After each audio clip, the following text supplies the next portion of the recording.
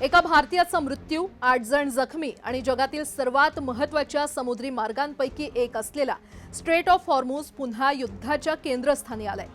इराणनं 2 यूएई तेलवाहू जहाजांवर हल्ला केल्याचा दावा यूएईनं केलेला आहे। या घटनेमुळे भारतासह जगभरातील तेल पुरवठा आणि सागरी सुरक्षेबाबत चिंता वाढली आहे। नेमकं काय घडलं समजून घेऊया। मध्य पूर्वेत इराण आणि अमेरिका यांच्यातील तणाव दिवसेंदिवस वाढत असताना आता त्याचे पडसाद जगातील सर्वात महत्त्वाच्या समुद्री मार्गांपैकी एक असलेल्या स्ट्रेट ऑफ हॉर्मुझमध्ये देखील उमटताना दिसतंय। यूएईच्या संरक्षण मंत्रालयाच्या माहितीनुसार ओमानच्या सागरी हद्दीमध्ये स्ट्रेट ऑफ हॉर्मुझच्या दक्षिण भागातून जात असलेल्या मोम्बासा आणि अल बहिया या यूएईच्या राष्ट्रीय तेलवाहू जहाजांवर 2 क्रूझ क्षेपणास्त्रांनी हल्ला केलेला आहे। हल्ल्यानंतर दोन्ही जहाजांवर आग लागली। या घटनेत मोम्बासा जहाजावरील एका भारतीय खलाशाचा मृत्यू झालाय, तर एकूण 8 जण जखमी झालेले आहेत। त्यामध्ये 6 भारतीय आणि 2 युक्रेनियन नागरिकांचा समावेश आहे। जखमींपैकी 4 जणांची प्रकृती गंभीर असल्याची माहिती समोर आलेली आहे।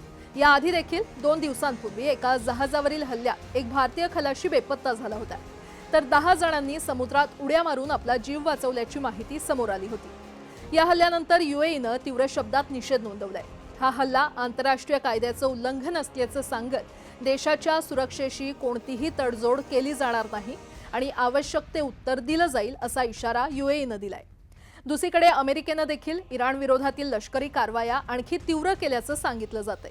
अमेरिकन सेंट्रल कमांडच्या माहितीनुसार इराणमधील अनेक लष्करी तळांवर हवाई हल्ले करण्यात आलेले आहेत। त्याचवेळी इराणी माध्यमांनी देखील काही किनारी भागांमध्ये मोठे स्फोट झाल्याचं वृत्त दिलंय। भारतासाठी हा विषय आता महत्त्वाचा काय तर स्ट्रेट ऑफ हॉर्मुझ हा जगातील सर्वात महत्त्वाचा तेल वाहतूक मार्ग मानला जातो।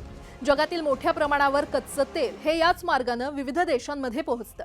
त्यामुळे या भागातील संघर्ष वाढला तर त्याचा परिणाम हा जागतिक तेल पुरवठ्यावर, वाहतुकीवर आणि इंधनाच्या किमतींवर देखील होऊ शकतो। सध्या मध्य पूर्वेतील परिस्थिती अत्यंत तणावपूर्ण आहे। यूएईच्या तेलवाहू जहाजांवरील हल्ल्यानंतर अमेरिका आणि इराण यांच्यातील संघर्ष आणखी तीव्र होण्याची शक्यता व्यक्त केली जाते। या संघर्षाचा पुढील परिणाम भारतीय नागरिकांवर, भारतीय खलाशांवर आणि जागतिक अर्थव्यवस्थेवर कसा होतो याकडे आता संपूर्ण जगाचं लक्ष लागलंय।